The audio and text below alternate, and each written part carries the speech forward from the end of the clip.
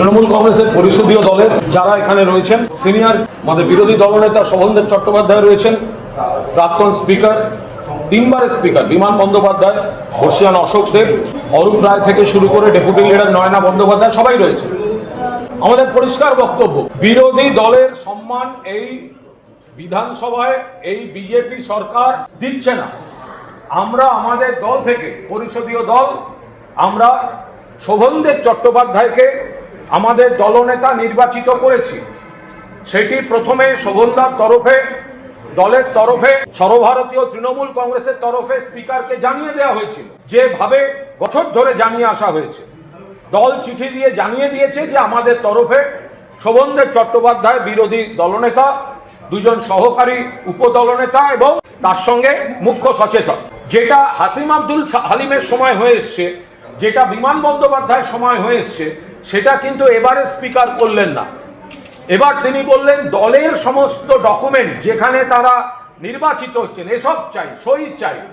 এটা হতে পারে না। তা সত্ত্বেও ওনারা যা চেয়েছিলেন, নেত্রী নির্দেশ দিয়েছেন, যেহেতু অকারণ প্রথম থেকে এইসব না করে অন্যায় দাবি করছেন, তা সত্ত্বেও শোভনদেব চট্টোপাধ্যায় সংশ্লিষ্ট সব নথি কাল জমা করেছেন। তা আমরা আশা করেছিলাম সব নথি জমার পর খুলে দেওয়া হবে, এতে কাজের সুবিধা হয়। আমাদের মানুষ ওনাদেরও যেমন বিধায়ক হিসেবে নির্বাচিত করে পাঠিয়েছেন, আমাদেরও বিধায়ক হিসাবেই নির্বাচিত করে পাঠিয়েছেন। যদি মুখ্যমন্ত্রী একটি সাংবিধানিক পদ হয়, তাহলে বিরোধী দলনেতাও সাংবিধানিক পদ। ফলে বিরোধী পক্ষের ঘর দেব না, এটা কোন ধরনের? আমরা শুনেছি মাননীয় স্পিকার বাইরে আছেন। আজকালকার যুগে বাইরে ডকুমেন্ট স্পিকারের সচিবালয়ে শোভনদেব চট্টোপাধ্যায় দিয়ে এসছেন, তার হোয়াটসঅ্যাপে ছবি, তার হোয়াটসঅ্যাপে সমস্ত কিছু স্পিকার যেখানেই থাকেন পেতে পারেন। আজকে প্রযুক্তি রয়েছে, নেট রয়েছে, ডিজিটাল সমস্ত মাধ্যম রয়েছে, টেলিফোন রয়েছে। তো আমরা তো আশা করেছিলাম তিনি চিঠি পেয়ে বলে দেবেন যে ঘর খুলে দেওয়া হোক, কিন্তু কোনো উচ্চবাচ্য করছেন না। সেই জন্য আমরা জরুরি ভিত্তিতে, এটা আমাদের খুব ঘোষিত কর্মসূচি ছিল না। আপনারা আবার আগের দিনের মতো বলতে বসবেন কজন আছে। আরে আমরা তো গতকাল কাগজ জমা দিয়ে দিয়েছি। আমরা তো জানি আজকে এখানে বিরোধী দলনেতা বসবেন। আমরা যারা এমনি রুটিন আসার, আমরা সেই কজনই এসেছি।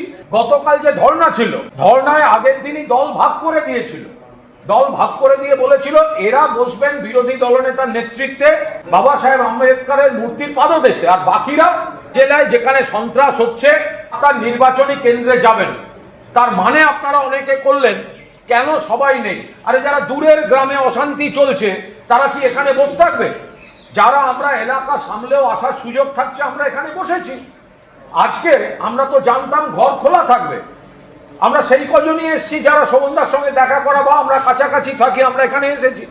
এসে দেখছি যে আমাদের আজকেও ঘর খোলা হয়নি। সেই কারণে আজকে আমরা চটজলদি সিদ্ধান্ত নিয়ে এখানে বসেছি। এই সরকারের অবস্থা দেখুন, একদিকে বিরোধী পক্ষের ঘর খুলছে না, একদিকে বিরোধী দলনেতার ঘর খুলছে না, বিরোধীদের কণ্ঠরোধ, অন্যদিকে কর্মচারীদের উপর সার্কুলার যাচ্ছে, তারাও মুখ খুলতে পারবেন না এই সরকারের বিরুদ্ধে।